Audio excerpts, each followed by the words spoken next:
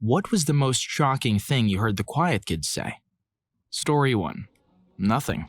Let me explain. I took a class with Sungwei Cho, the Virginia Tech shooter, one semester before the shooting. The class was called Contemporary Horror. It was a one-time elective offered by my favorite professor. We read horror novels and watched horror films and discussed the craft of creating scary stories, but also how they reflected or represented their era's fears. It was a great class. There were only about 15 students and it was discussion-heavy. Cho was one of them. I honestly never noticed him, even in that small class, until halfway into the semester. He wasn't quiet, he was silent. So on the day we all finally noticed him, our professor asked him something directly, and Cho just stared at him. I can't remember the question, but the nature of it meant silence was potentially an acceptable and funny response. So we all laughed, except for Cho. He just kept staring at our professor. Our laughter awkwardly died, and after a few moments of uncomfortable silence, our professor just said, "Okay," and moved on. It was so strange. But I forgot about that weird moment until after his rampage. That professor later told me that Cho's papers had been disturbing, but the nature of our course meant that envelope was being pushed a bit, and it had never been bad enough to suggest he'd do what he did. That professor was a good man, and he admitted he struggled with not blaming himself on some level for 1. Not identifying how severe Cho's mental health problems were, and 2. For the graphic and terrible nature of some of what we watched in that class, which may have inspired Cho. He knew that was bullshit, but a part of him couldn't help but feel some blame. It was terribly sad.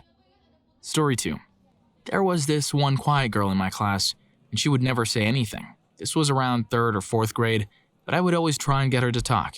I would be nice, like when she had no paper in her binder, I'd take notice and give her some before she can ask. When she was searching for a pencil in her bag, I gave her an extra one I had. It was like small little acts. Picking up her pencil when she dropped it, etc.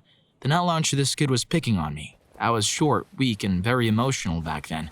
She came out of nowhere and told the guy, "I'll give you 3 seconds to walk away."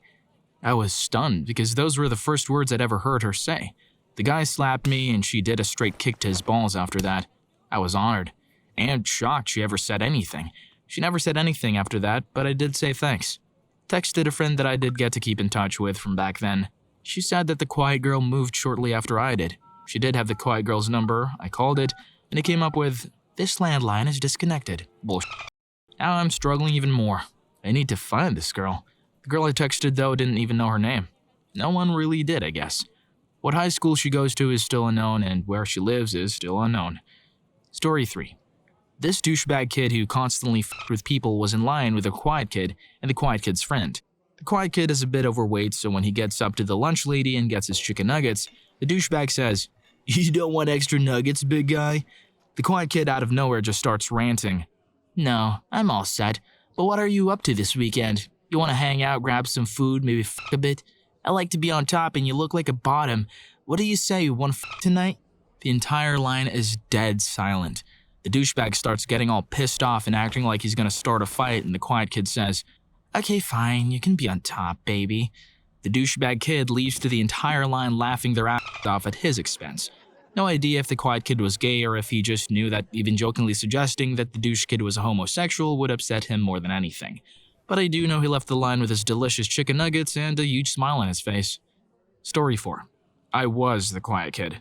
I go to a private school, so there's a fair share of spoiled, privileged kids. In any case, while most people are pretty nice, there's a lot of complaining. Anyways, I was in English class, which is one of my favorites, except that I don't really have any friends in that class.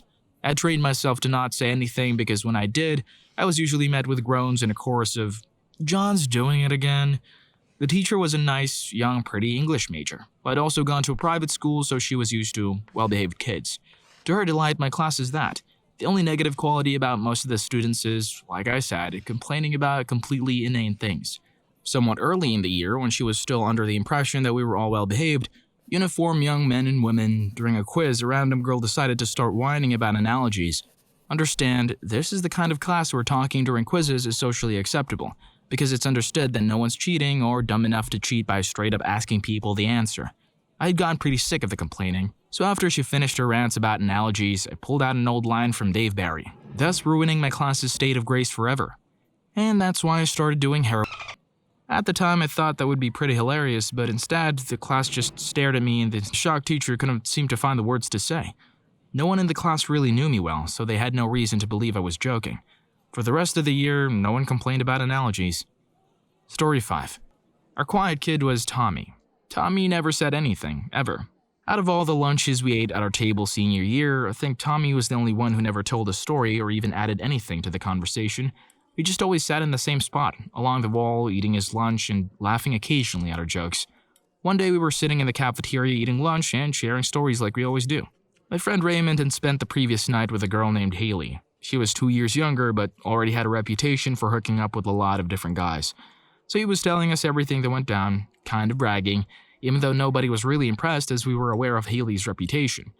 Anyways, Raymond gets done telling his story, then proceeds to pull out a sandwich. I think it was some sort of fish. It didn't look very appealing to Raymond or us, so he says, "This looks disgusting, but I'll give it a try anyways," and proceeded to take a bite. In pipes Tommy. "Is that what you said about Haley last night?" Everyone explodes into laughter, drawing the attention of the entire cafeteria. Raymond is just sitting there, mid-bite, stunned, and bent over in pain from laughing. Others are on the floor. One guy ran to the bathroom because he thought he was going to puke from laughing. Even Ray had to laugh. I never noticed him laugh, but Tommy had this sly grin on his face the rest of the lunch hour. Perfect setup, perfect execution. 10 points. Story 6. I was, and still am, a geek, and I got bullied a lot in school. The Columbine massacre happened when I was in 8th grade, and all of a sudden everyone started thinking a bit more carefully about the ramifications of spending years physically and psychologically torturing kids who were too small or afraid to fight back. I didn't make the connection at the time. The bullying kind of fizzled out for me in high school, and I just thought it was because everyone was getting more mature and empathetic and growing less cliquey, and I was delighted that some of the popular people were suddenly being so generous and friendly with me. It wasn't until one of these people asked me if I'd kill her if I brought a gun to school and shoot everyone. I realized that a lot of the recent kindness the popular kids were suddenly displaying towards me was not necessarily coming from a genuine place. I was deeply insulted that anyone ever thought I would do anything like that, and deeply hurt that the other kids didn't actually like me. They were just afraid of me and were being nice to me out of fear. A lot of the other established nerdy kids were in the same boat as me, including this one kid, Pat. I didn't know him very well, but he was frail, pale, bespectacled, highly intelligent, and quiet as a church mouse, so he was already on my radar as a potential ally. We were in an SAT prep course together, and I started sitting right next to him. He didn't say much of anything to me or anyone for a few weeks. Then one day, as we were all settling in and waiting for the teacher, one of the popular girls who was particularly bubbly, not particularly gifted with intelligence, said, "Pat, I used to think you were going to come to this school and shoot everyone, but now I know I was wrong." Pat looked down towards his desk, stroked his chin thoughtfully, and said, "We'll see." And the rest is history. Pat and I are still close friends to this day. Story 7. Not the quiet kid, but my grandmother. The most soft-spoken, quiet, go-with-the-flow type of person. My grandfather was a jerk and clinically depressed. She was always doing absolutely everything for him without saying a single word. So the day before Thanksgiving about 7 years ago, my grandma woke up at like 5 a.m. feeling really dizzy. She has diabetes and her sugar was low, and she slept upstairs since my grandpa insisted he gets the downstairs bedroom for no good reason other than laziness. So she went to walk downstairs to get juice, and she lost her balance at the top of the stairs and fell face first down a full set of wooden stairs, knocked out all her teeth, broke her jaw, and broke part of her neck and both her wrists. She was life-starved to the hospital where she was in critical condition for a while and had her jaw wired shut for the better part of a month. Christmas Eve, the whole family went to her hospital room for the holiday and brought all the presents. My grandfather waits until the very end and then dramatically takes a small bag out of the inside pocket of his jacket and tells her it's her gift. Since her jaw had been wired shut, she literally hadn't said a single word for a month. So she opens the bag and it was a car key for a brand new car. With all the family around and watching, she speaks for the first time and says, "This isn't for me. It's for you. All I want is for you to appreciate me." We were all in such shock. No one had ever heard her say anything like that. My grandfather cried for 2 days straight. It didn't change though, and then he died 4 years later. Story 8. When I was in football in high school, the varsity team, all the juniors and seniors, went to a boot camp, wherein we all camped out on the property of a cabin owned by one of the coaches. We got divided into teams, and there was a running competition for the duration of the camp. We would have various events or activities where we would compete for points. Most of them were things where we would have physical competition, such as races or tug of war, etc. One day, the coaches decided to do something a little different, and we all were tasked with having our teams perform some kind of skit with the coaches as judges. My team really had no idea what to do, but someone came up with the idea of having a guy, let's call him Mike, give a speech. Mike was one of the most soft-spoken guys I've ever met. I'd played football with the guy for years, and he averaged about a sentence per week. We figured this would be brilliant because no one would see this coming. When we suggested it, he just grinned and said, "Okay, let's do it." So we went up to the stage, and the rest of the team and I introduced Mike as a real stand-up guy who was just awesome. And Mike came on stage and proceeded to rip on us as lousy teammates who were incompetent and annoying. Everyone was so shocked at this that they laughed until they cried, and we ended up winning first in that event. Story 9. In basic at Fort Leonard Wood, Missouri, or as we prefer to call it, Lost in the Woods, Missouri, we had this stone-cold private named Perkins. Perkins would never sound off. That's sort of a big thing in basic. The drill sergeants want you to yell about everything. Yes, no, I don't know. I don't know why I don't know.